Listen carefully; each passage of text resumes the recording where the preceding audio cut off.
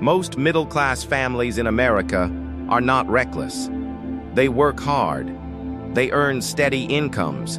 They pay their bills on time. And yet, year after year, their financial position barely changes. They are not collapsing. But they are not moving forward either. The real question is not why they struggle. The real question is why they stay exactly where they are. There's something powerful about a steady paycheck. It creates calm. It creates routine. It creates the feeling of control. Every 2 weeks, money arrives. Rent gets paid. Car payments go through. Groceries are covered. Subscriptions renew quietly in the background. Nothing feels unstable. And that stability becomes psychological security. But steady income does not mean structural strength. It means dependency. Most middle-class households build their entire lifestyle around expected income. Not savings, not assets, not freedom, expected income. The mortgage is calculated based on salary. The car loan is approved based on salary. The credit limit is extended based on salary. Everything is built on the assumption that the paycheck will continue without interruption, and most of the time, it does. That is what makes it dangerous. Because when income feels reliable, caution slowly fades. People upgrade apartments because they can afford it. They finance vehicles because the monthly payment fits. They increase spending because income has grown. The system appears stable. But beneath that stability is fragility. If income stops, even briefly, the structure collapses quickly. The middle class often lives in a carefully balanced financial ecosystem. Income enters, expenses exit. Very little remains in between. And psychologically, that balance feels safe, because nothing is currently on fire. But security built entirely on ongoing income is not long-term strength. It is ongoing maintenance. The illusion of security is powerful. It convinces people they are progressing simply because they are not falling behind. And over time, that illusion becomes normal. Now something subtle begins to happen. Income increases. A promotion arrives. A raise is approved. A better opportunity appears. This should create space, breathing room, flexibility. Instead, something else happens. Life expands. The apartment becomes a house. The used car becomes new. The occasional dining out becomes routine delivery. Streaming subscriptions multiply. Each upgrade feels earned. After all, more income should mean better living. But here is the psychological shift. What once felt like luxury begins to feel necessary. The brain adapts quickly. The nicer neighborhood becomes the new baseline. The upgraded car becomes expected. The higher standard becomes normal. And once something feels normal, losing it feels like loss. This is how fixed expenses quietly grow. Mortgage payments rise. Insurance increases. Maintenance costs expand. Subscriptions stack. Income grows. But so do obligations. The raise that should have created freedom instead creates responsibility. More income does not increase flexibility. It increases lifestyle weight. And the person feels busier than ever.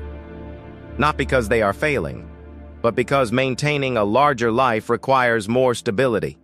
The higher the income, the higher the cost of maintaining that identity. Comfort becomes addictive. The middle class does not chase luxury for status alone. They chase relief. Relief from stress. Relief from effort. Relief from feeling behind. Convenience purchases time. Upgrades reduce friction. And slowly, comfort replaces caution. The trap is not overspending. It is synchronized growth. Income rises. Lifestyle rises at the same speed. And the gap between earnings and obligations never widens. Without that gap, nothing accumulates. Everything circulates. Now the pattern deepens. Beyond lifestyle inflation, there is something more powerful. Fear. The fear of stepping outside the stable system. When expenses grow, risk tolerance shrinks. A large mortgage discourages career changes. Car payments discourage experimentation. Credit card balances discourage uncertainty. Security becomes the priority, not growth. The middle class often defends stability fiercely, even when stability limits them, because the alternative feels unpredictable. Social comparison adds another layer. Neighborhood standards quietly shape expectations. If others upgrade, upgrading feels reasonable. If others carry debt, debt feels normal. Consumer culture reinforces this constantly. Advertisements do not sell products, they sell identity. A better car signals progress. A renovated kitchen signals achievement. Private school signals responsibility. And refusing those signals can feel like failure. So spending becomes emotional protection. Protection against judgment. Protection against insecurity. Protection against falling behind. Debt becomes normalized. Monthly payments become routine. The question shifts from "can I afford this" to "can I afford the monthly payment?"